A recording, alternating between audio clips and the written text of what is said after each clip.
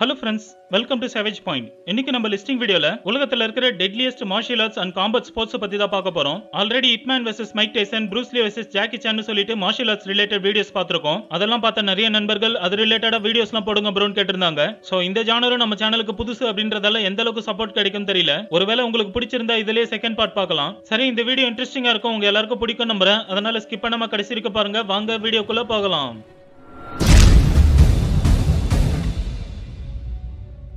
நம்ம லிஸ்ட்ல 7ஆவதா பார்க்க போறது எஸ்கிரீமா.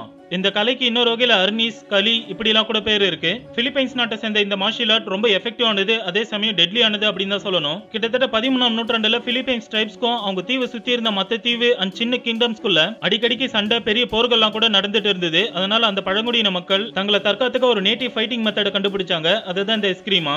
ஆரம்ப காலங்களில் இன்னைக்கு இருக்கிற மாடர்ன் டே மார்ஷியல் ஆர்ட் மாதிரி அட்வான்ஸா இல்லாம வெறும் டிஃபென்சிவ் மெத்தட்ஸ் மட்டும் தான் இருந்தது. ஆனா மக்கள் எவால்வ் ஆக இந்த எஸ்கிரீமா கலையும் அதுல இருக்க டெக்னிக்ஸ் கூடவே சேர்ந்து வேகமா வளர ஆரம்பிச்சது. சோ இந்த கலையை பத்தி சொல்லணும்னா பேசிக்கா இது உருவாக்குனதுக்கான நோக்கமே டிஃபென்ஸ் தான். சண்டையில ஃபர்ஸ்ட் எதிரியோட அட்டாக்க தடுத்து உடனே மின்னல் வேகத்துல திருப்பி அட்டாக் பண்ற மாதிரி இருக்கும். அண்ட் வெறும் கைகளையும் கொம்புகளையும் மட்டும் வச்சு சண்டை போடுறதை தாண்டி ஸ்வாட், கராம்பிட், மெஷட்டி இந்த மாதிரி பிளேடட் வெப்பன்ஸ் யூஸ் பண்ணி சண்டை போடலாம். அகைன் இந்த மார்ஷியல் ஆர்ட்டோட நோக்கம் அட்டாக்ஸ் தடுத்து உடனே கவுண்டர் அட்டாக் பண்றது அப்படின்றதால எல்லா ஏஜ் குரூப்ல இருக்கிற ஆண்கள் பெண்களால கத்துக்க முடியும். கராத்தே போல இதுலயும் ஒயிட், எல்லோ, கிரீன், பிளாக் பெல்ட்னு சொல்லிட்டு ரேங்கிங்ஸ்லாம் இருக்கு. அதுல பேசிக் ஒயிட் பெல்ட் தான். பிலிப்பினோல இந்த ரேங்கிங்க பகுஹான் அப்படின்னு சொல்லுவாங்க. அண்ட் ஹையஸ்ட்னு பார்த்தா பிளாக் பெல்ட்ல கிராண்ட் மாஸ்டர் லெவல். இத டக்கிலாங் இல்ல லகான் 10 அப்படின்னு சொல்லுவாங்க. ஒருவேளை இந்த மார்ஷியல் ஆர்ட்ல ஸ்டிக் பயன்படுத்தி அட்வான்ஸ் லெவல்ல சண்டை போடுறதுக்கு கத்துக்கிட்டீங்கன்னா எப்பேற்பட்ட ஆப்பனன்ஸோடவும் ஈஸியா சண்டை போடலாம். அதோட கையில கொம்பு தான் இருக்கணும்னு அவசியம் இல்ல. மழைக்கு யூஸ் பண்ற கொடை இருந்தாலே போதும். அட் அ டைம்ல 4 பேரை சமாளிச்சு வீழ்த்துற அளவுக்கு இந்த எஸ்கிரீமா மார்ஷியல் ஆர்ட் ரொம்ப எஃபெக்டிவானதா இருக்கும்னு சொல்லலாம்.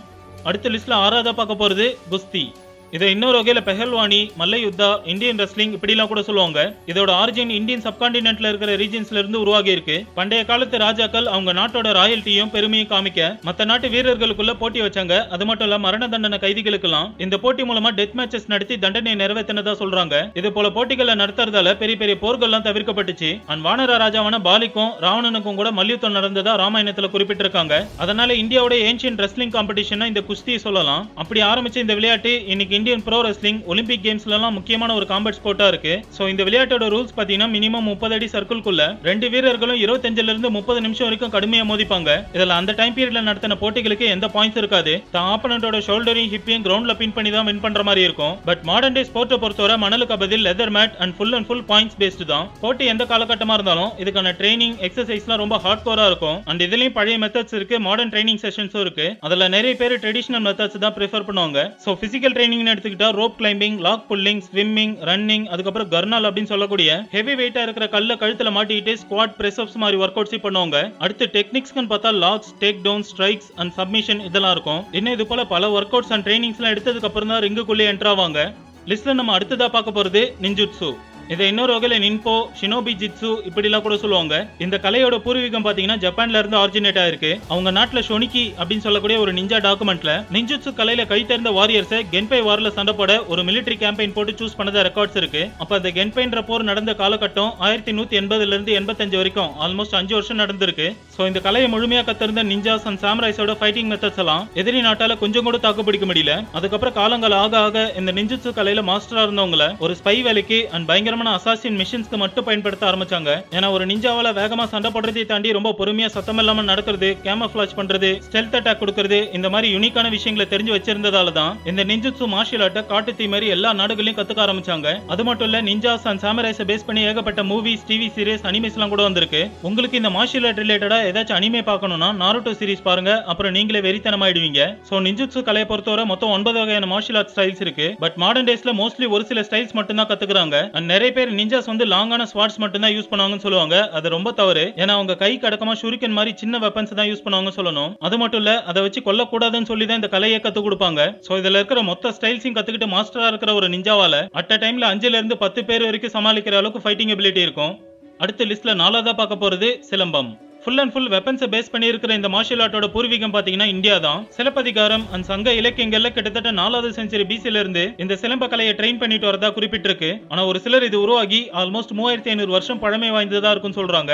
ஏன்ஷியன்ட் டைம்ல இந்தியன் சப்கான்டினென்ட்ல இருக்கிற மலையடி வர மக்களுக்கு உணவு தேடுறதே பெரிய சவாலா இருந்தது. அதனால மத்த மிருகங்கள் கிட்ட இருந்து தன்னை தற்காத்துக்க வேட்டையாட பயன்படுத்தப்பட்டதுதான் இந்த சிலம்பம். கூர்மையான கற்களி எலும்புகளை தாண்டி வெறும் மூங்கில் கொம்பை மட்டும் வச்சு எப்பேற்பட்ட உயிரினத்தையும் வீழ்த்துற அளவுக்கு ரொம்ப பவர்ஃபுல்லானதா இருக்கும். ஆரம்பத்துல வெறும் சர்வைவல்காக மட்டும் யூஸ் ஆகிட்டு இருந்த சிலம்பம் நடுவுல ஒரு பயங்கரமான போர்க்கலையா மாறிச்சு. அண்ட் எல்லா மார்ஷியல் ஆர்ட்ஸும் அடிப்படையில ஏதாச்சும் ஒரு விஷயத்தை பேஸ் பண்ணி தான் இருக்கும். அதே போல சிலம்ப கலையும் அதுல இருக்கக்கூடிய ஃபைட்டிங் மூவ்ஸும் மெஜாரிட்டி அனிமல்ஸ் பேஸ் பண்ணி தான் இருக்கு. உதாரணத்துக்கு கடல் நண்டு எடுத்துக்கிட்டீங்கன்னா அது 4 டைரக்ஷன்லயும் மூவ் பண்ணும். அதே போல சிலம்பத்தை வீசும்போது 8 டைரக்ஷன்ல ஸ்விங் பண்றது, கரடி கிட்ட இருந்து ஸ்வைப் பண்றது, கழுகு கிட்ட இருந்து கிராப் பண்றது, இப்படி இது போல உயிரினங்களை வச்சு தான் ஸ்டடி பண்ணியிருக்காங்க. சோ சிலம்ப கலையை பொறுத்தவரை வெறும் கொம்பு சுத்துறது மட்டும் கிடையாது. அதை தாண்டி மின்னல் வெட்டு, குத்து குறவஞ்சி, மர்க்கானம், நாகசீரல், இப்படி மொத்தம் 18 வகையான ஸ்டைல்ஸ் இருக்கு. அண்ட் ஒரு ஸ்டைல்ஸ்க்கு ஏத்த போல வித்தியாசமான வெப்பன்ஸ் இருக்கும். ஒருவேளை இந்த சிலம்ப கலை மொத்தத்திலேயே மாஸ்டரா இருந்தா அவங்களை அடிச்சுக்கவே முடியாது. எத்தனை பேர் வந்தாலும் சமாளிச்சு வீழ்த்திட முடியும்.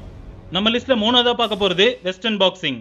உலகத்திலே one of the top most combat ஸ்போர்ட்னா பாக்ஸிங்க சொல்லலாம். பல பேர் இந்த ஸ்போர்ட்டை தங்களோட கரியரா சூஸ் பண்ணி அதுல ஏதாச்சும் பெருசா சாதிக்கணும்னு அவங்களோட மொத்த வாழ்க்கையை அதுக்காக அர்ப்பணிப்பாங்க.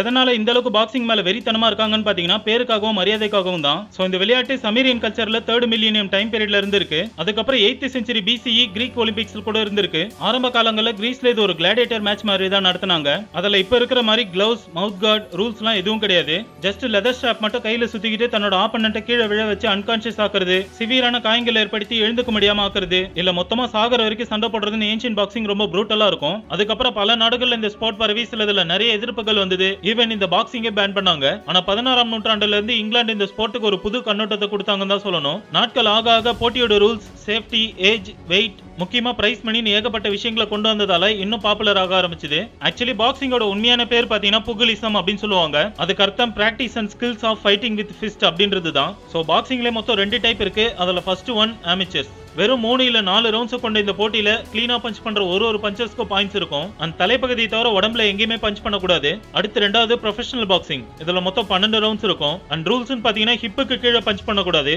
ஏற்கனவே சொன்னது போல ஒரு பாக்ஸரா இருந்தா பேர் மட்டும் கிடைக்காது, அதை தாண்டி மரியாதையும் கிடைக்கும் சொல்லியிருந்தேன். அதுக்கு அர்த்தம் பாத்தீங்கன்னா எவ்வளவு பெரிய பலமான பாடி பில்டராவே இருந்தாலும் சரி இவங்க கிட்ட சண்டை மட்டும் வச்சுக்கவே மாட்டாங்க. அடுத்த லிஸ்ட்ல 2வது இடத்துல குங்ஃபு, கராத்தே 2 மார்ஷியல் ஆர்ட் இடம் பிடிச்சிருக்கு.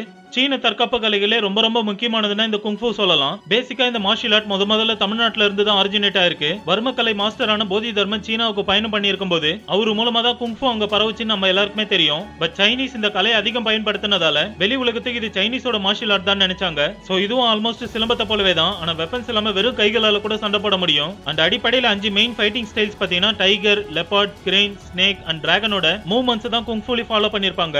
அது மட்டும் இல்ல இந்த கலையோட அடிப்படை நோக்கமே செல்ஃப் டிஃபென்ஸ் தான். இத பத்தி இப்மேன் வெர்சஸ் மைக் டைசன் வீடியோல சொல்லியிருப்பேன். உலகத்துல உள்ள மத்த மார்ஷியல் ஆர்ட்ஸ் கம்பேர் பண்ணும்போது குங்ஃபு ரொம்ப ஃபேமஸா இருந்ததால பாப் கல்ச்சருக்கு இது ஒரு மிகப்பெரிய ஐகான் தான் சொல்லணும். ஏன்னா அவ்வளவு மூவிஸ், டிவி ஷோஸ்லாம் இதை பேஸ் பண்ணி எடுத்திருக்காங்க. சோ இதுல வெறும் ஸ்டாக் மட்டும் யூஸ் பண்ணி சண்டை போடுறதை தாண்டி ஸ்வாட்ஸ், ஸ்பியர்ஸ், நன்சாக், பேட்டில் ஆக்ஸ் இப்படி மொத்தம் 18 மெயின் கேட்டகரிஸ் இருக்கு. அண்ட் ஒட்டுமொத்த குங்ஃபு டைப்ஸ்ல விங் சன் தான் ரொம்ப பவர்ஃபுல் அண்ட் எஃபெக்டிவ் ஆனதுன்னு சொல்லலாம். ஒருவேளை இந்த கலையை முறையா முழுமையா கத்திருந்தா எதிராளி கத்தி மாதிரி ஆயுதத்தை வச்சு அட்டாக் பண்ண வந்தாலும் சேதாரம் ஆப்பனனுக்கு தான் ஏற்படும். அடுத்து கராத்தே. சுமாரா 600 வருஷத்துக்கு முன்னாடி ஜப்பான்ல ஒக்கினாவா அப்படின்ற ஐலாண்ட்ல இருந்து ஆரிஜினேட் ஆயிருக்கு. அந்த டைம் பீரியட்ல ஏதாச்சும் சண்டை வந்தா ஒக்கினாவா தீவுல இருந்த மக்கள் எந்த ஒரு ஆயுதத்தையும் யூஸ் பண்ணி சண்டை போடக்கூடாதுன்ற மாதிரியான கட்டுப்பாடு இருந்தது. அதனால வெறும் கைகளி கால்களை மட்டும் பயன்படுத்தி ஒரு டெட்லி ஃபார்ம் ஆஃப் செல்ஃப் டிஃபென்ஸை கண்டுபிடிச்சாங்க. அதுதான் நம்ம இப்ப பாத்துட்டு இருக்க கராத்தே. சோ பேசிக்கா கராத்தேஸ் 2 டைப் இருக்கு. அதுல பஞ்சிங், கிக்கிங், எல்போ ஸ்ட்ரைக்ஸ், நீ ஸ்ட்ரைக்ஸ் இந்த மாதிரி சண்டை போடுறத எம்டி ஹேண்ட் அப்படின்னும், 2வது ஸ்பியர்ஸ், நைவ்ஸ், நன்சாக்ஸ் இந்த மாதிரி வெப்பன்ஸ் யூஸ் பண்ணி சண்டை போடுறத ஓபன் ஹேண்ட் அப்படின்னு சொல்லுவாங்க. இதுல நன்சாக்ஸ் வச்சு அட்டாக் பண்றது ரொம்ப டேஞ்சரான ஒண்ணு. அந்த ஆர்ட் ஃபேமஸ் ஆனதே ப்ரூஸ் லீயால தான். பல படங்கள்ல ஏன் ரியல் லைஃப்ல கூட அவர் நன்சக்கை யூஸ் பண்ணக்கூடிய வேகம் பாத்தீங்கன்னா மணிக்கு 140 கிலோமீட்டருக்கு மேல இருக்கும். அண்ட் கராத்தே மாஸ்டர்ஸோட பஞ்சஸை பத்தி சொல்லியே ஆகணும். ஏன்னா ஒரே பஞ்ச்ல ஆப்பனண்ட்டை டிஃபீட் பண்ற அளவுக்கு ரொம்ப பவர்ஃபுல்லானது. அதனாலதான் இந்த கலைக்கு ரூல்ஸ், லெவல்ஸ், ரேங்கிங்ஸ் எல்லாம் கொடுத்து இன்னைக்கு உலக அளவுல ஒரு மிகப்பெரிய காம்பட் ஸ்போர்ட்டா இருக்கு. சோ நம்ம லிஸ்ட் முதல் இடத்தை பிடிச்சிருக்கிறது கிராவ் மெகா. உலகத்துல இருக்கக்கூடிய செல்ஃப் டிஃபென்ஸ் மார்ஷியல் ஆர்ட்ஸ்லயே ரொம்ப எஃபெக்டிவ் ஆனதுன்னா இதை சொல்லலாம். இஸ்ரேலி மார்ஷியல் ஆர்டிஸ்டான எம்ரிச் லிச்சன்ஃபீல்ட் அப்படின்ற ஒரு ஆள் உருவாக்கப்பட்டது. இவருக்கு சின்ன வயசுல இருந்தே மார்ஷியல் ஆர்ட்ஸ் மேல அதிக ஈர்ப்பு இருந்ததால கடுமையான ஒர்க் அவுட்ஸ், ட்ரைனிங்ஸ் எல்லாம் எடுத்து தன்னோட 19வது வயசுல ஜிம்னாஸ்டிக், ரெஸ்லிங் அண்ட் பாக்ஸிங்ல எல்லாம் பெரிய சாதனைகளை பண்றாரு. அதுக்கப்புறம் ஸ்லோகோவியா நாட்டோட ரெஸ்லிங் டீம்ல ஜாயின் பண்ணி அதுலயும் பெரிய ஆளா இருக்காரு. 1936ல ஃபேசிசம்னு சொல்லக்கூடிய ஒரு வயலண்ட் அண்ட் குரூயல்டான விஷயம் யூரோப் நாடு ஃபுல்லா பரவி மைனாரிட்டிஸ், ஜூவிஷ் மக்களை எங்க பார்த்தாலும் அசிங்கப்படுத்தி தாக்க ஆரம்பிச்சாங்க. சோ எம்ரிச் ஒரு ஜூவிஷ் அப்படின்றதை தாண்டி அப்பாவி மக்கள் தாக்கப்படுறதையும் அவமானப்படுத்தப்படுறதையும் பார்த்துக்கிட்டு ஏத்துக்க முடியல. அதனால தன்னோட சக நண்பர்களோட ஒன்னு சேர்ந்து ஒரு டீம் ஆர்கனைஸ் பண்ணி அட்டாக் பண்றவங்களுக்கு எதிராக எந்த ஒரு ஆயுதத்தையும் பயன்படுத்தாம வெறும் கைகளாலே தடுத்து திருப்பி அடிச்சு ஓட விட்டுருக்காங்க. என்ன ப்ரோ, குங்ஃபு, கராத்தே, பாக்ஸிங்லாம் விட இதுல அப்படி என்ன இருக்குன்னு கேட்டீங்கன்னா, ஒத்தை கொத்தையா மோதும் போது சண்டை ஆரம்பிச்ச 2 இல்ல 3வது நொடியிலேயே தன் எதிராளியோட கதையை முடிக்கிற அளவுக்கு ரொம்ப பயங்கரமான செல்ஃப் டிஃபென்ஸ் ஆர்ட் தான் இந்த கிராவ் மகா. ஆக்சுவலி ட்ரூத் என்னன்னா, இதுல இருக்கக்கூடிய டிஃபென்ஸ் அண்ட் ஃபைட்டிங் மெத்தட்ஸ்லாம் கராத்தே, ஜூடோ, எக்கிடோ, பாக்ஸிங் இந்த மாதிரி கலைகள்ல இருந்து தான் டெரைவ் ஆகி இருக்கு. அதுல டெக்னிக்ஸ் பாத்தீங்கன்னா ஸ்ட்ரைக்ஸ் வந்து பாக்ஸிங், கராத்தே போலவும், த்ரோஸ் அண்ட் டேக் டவுன்ஸ்லாம் ஜூடோ, அக்கிடோ அண்ட் ரெஸ்லிங்ல இருந்தும், ஆப்போனன்ட்டோட சோக்கிங் அண்ட் லாக்ஸ்ல இருந்து எஸ்கேப் ஆக ஜூடோ, அக்கிடோ, ரெஸ்லிங்ல இருக்கக்கூடிய டிஃபென்சிவ் மெத்தட்ஸை ஃபாலோ பண்ணியிருக்கோம். சோ எம்ரிச் பிரிட்டிஷ் ஆர்மியோட சூப்பர்வைசிங்ல இருந்த செக் லீஜன்ஸ்ல ஜாயின் பண்ணி சக வீரர்களுக்கும் இந்த மார்ஷல் ஆர்ட்டை கத்து கொடுத்தாரு. இன்னைக்கு இஸ்ரேல் நாட்டோட ஆர்மி சோல்ஜர்ஸ் எல்லாருமே கிராவ் மகா கலையில கை தேர்ந்தவங்களா இருக்காங்க. ஓகே ஃப்ரெண்ட்ஸ், நம்ம வீடியோட எண்டுக்கு வந்துட்டோம். இந்த வீடியோ பிடிச்சிருக்கும் நம்புறேன். அப்படி பிடிச்சிருந்தா லைக், ஷேர், கமெண்ட் பண்ணுங்க. இதே போல டாபிக்ஸ் வேற ஏதாச்சும் தோணுச்சுன்னா மறக்காம கீழே அதையும் கமெண்ட் பண்ணுங்க, நான் மேக் பண்றேன். சோ தொடர்ந்து நம்ம சேனலுக்கு சப்போர்ட் பண்ணுங்க. சப்ஸ்கிரைப் பண்ணி கூட பெல் ஐகானை கிளிக் பண்ணி வச்சுங்க. நாளைக்கு இன்னொரு வீடியோல சந்திக்கிறேன்.